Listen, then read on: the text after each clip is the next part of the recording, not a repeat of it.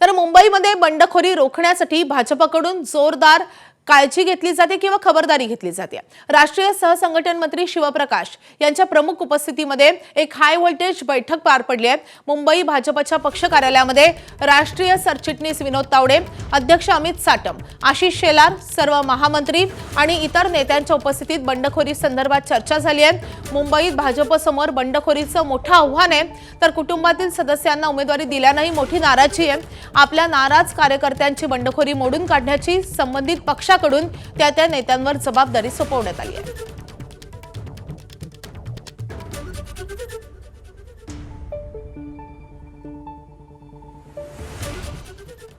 तर मुंबई महापालिकेत वंचितनं काँग्रेसला 16 जागा परत केल्यात। वंचितकडे 16 जागांवर उमेदवार नसल्यामुळे शेवटच्या दिवशी त्यांनी काँग्रेसला या जागा परत केलेल्या आहेत आणि त्यामुळे वंचित बहुजन आघाडी आता 46 जागांवर लढतीये। तर वंचितकडून अधिकृत न आल्यानं काँग्रेसकडून पक्षाकडून एबी फॉर्म देण्यात आलेले नाहीत। मात्र काँग्रेसच्या काही उमेदवारांनी अपक्ष उमेदवारी अर्ज दाखल केलाय। आता त्यांना पाठिंबा दिला जाण्याची शक्यता आहे। काँग्रेस वंचित आघाडीमध्ये वंचितला एकूण 62 जागा सोडण्यात आलेल्या होत्या, मात्र आता 16 जागा त्यांनी काँग्रेसला परत केल्यामुळे वंचित 46 जागांवर निवडणूक लढते। ऐनवेळी या 16 जागा परत केल्यामुळे काँग्रेसमध्ये ही उमेदवार शोधण्यासाठी चांगलीच धावाधाव करावी लागली।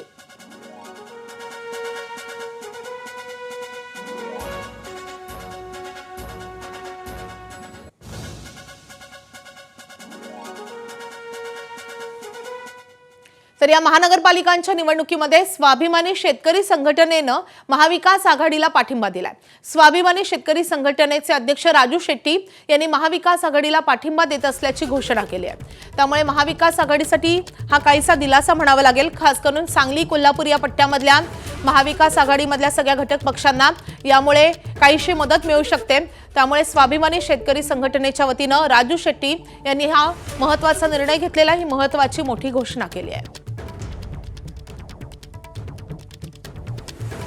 बातमी भिवंडीमधून। भिवंडी काँग्रेसमध्ये एक विचित्र तिढा निर्माण झालाय।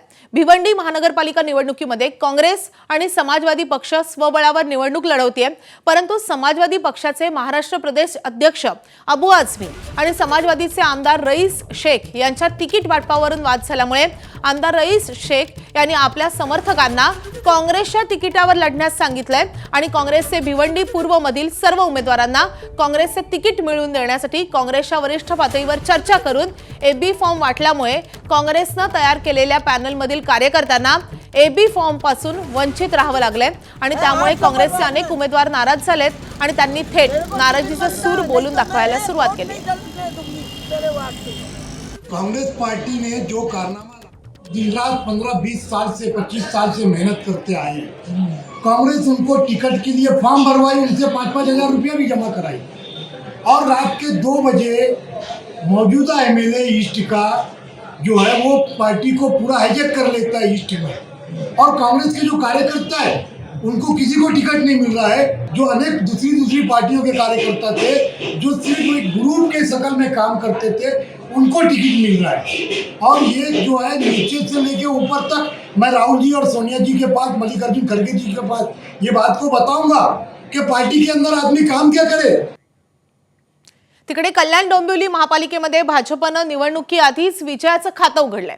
प्रभाग क्रमांक 26 क मधून भाजपचे उमेदवार असावरी केदार नवरे यांची बिनविरोध निवड झाली आहे, तर प्रभाग क्रमांक 18 अ मधून रेखा चौधरी यांची बिनविरोध निवड झाली आहे। रेखा चौधरी या विश्व हिंदू परिषद आणि बजरंग दलाच्या कार्यकर्त्या आहेत। रेखा चौधरी यांचा विजय हा हिंदुत्वाचा पहिला विजय आहे अशी प्रतिक्रिया भाजपने दिली आहे। प्रभाग क्रमांक 18 अ मधून रेखा चौधरी यांचा एकमेव उमेदवारी अर्ज दाखल झाला होता। कुठलाही अधिकचा अर्ज न दाखल झाल्याने रेखा चौधरी यांची बिनविरोध निवड झाली आहे। खरं तर मला मगाशीच मीडियाच्या माध्यमातून माहिती मिळाली की आज आपला बिनविरोध विजय झालेला आहे। खरं तर हा विजय जो आहे हा ईश्वरीय विजय आहे, म्हणजे हिंदुत्वाचा विजय आहे। आणि आमचे महाराष्ट्र प्रदेश अध्यक्ष रवींद्रदादा चव्हाण साहेब किंवा आमचे मुख्यमंत्री देवेंद्रजी फडणवीस साहेब, आमच्या महिला मोर्चाच्या अध्यक्ष चित्राताई वाघ आणि आमचे जिल्हाध्यक्ष नंदूजी परब, नानाजी सूर्यवंशी आणि माझे मिस्टर राजनजी चौधरी यांना सगळ्यांनाच हा विजय जो आहे आणि माझे मतदाता या सगळ्यांनाच हा विजय मी समर्पित करते, कारण ह्या सगळ्यांमुळेच आजचा हा विजय जो आहे तो शक्य झालेला आहे। मुंबईच्या प्रभाग क्रमांक 119 मध्ये ऐनवेळी उमेदवार बदलण्याची नामुष्की मनसेवर आली आहे। मनसे नेत्यांनी दिलेला एबी फॉर्म उमेदवाराकडून माघारी घेत दुसऱ्याला देण्याचा प्रकार घडलाय। गेल्या 8 वर्षांपासून पक्षासाठी काम करणारे संतोष देसाई प्रभाग क्रमांक 119 मधून इच्छुक होते। मनसेच्या नेत्यांनी त्यांना मंगळवारी रात्री फोन करून एबी फॉर्मही दिला। मात्र रात्री 11च्या सुमारास मनसे नेते बाळा नांदगावकर यांचा परत त्यांना फोन आला। ठाकरेंच्या सेनेकडून स्थानिक उमेदवार देण्याची मागणी झाल्याचं सांगत एबी फॉर्म परत करण्यास सांगण्यात आलं। त्यानंतर प्रभागामधून आता मनसेचे विश्वजित ढोलम यांना उमेदवारी देण्यात आली आहे। विशेष म्हणजे विधानसभेच्या निवडणुकीमध्ये ढोलम मोठ्या फरकानं विक्रोळीमधून पराभूत झाले होते।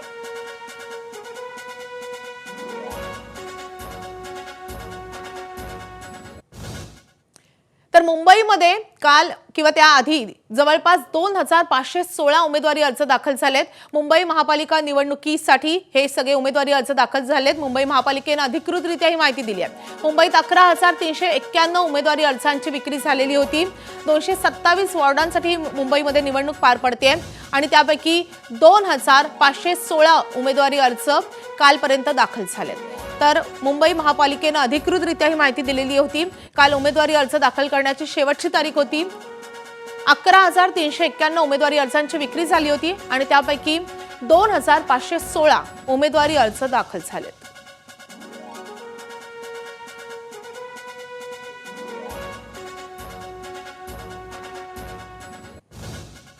बातमी अमरावतीमधून। अमरावतीमध्ये रवी राणांवर भाजप नाराज असल्याची चर्चा आहे।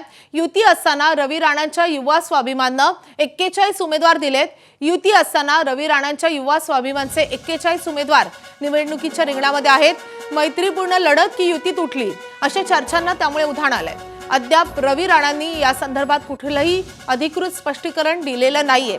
मात्र भाजप आणि रवी राणा यांच्यामध्ये अमरावतीत युती झालेली आहे। मात्र ही युती होऊनही ठरल्यापेक्षा जास्त जागांवर रवी राणांकडून उमेदवार रिंगणामध्ये उतरवण्यात आलेले आहेत। तब्बल 41 उमेदवार त्यांनी दिलेले आहेत आणि त्यामुळे आता ही युती तुटलेली आहे की मैत्रीपूर्ण लढती होत आहेत या संदर्भात चर्चा सुरू झाल्या आहेत।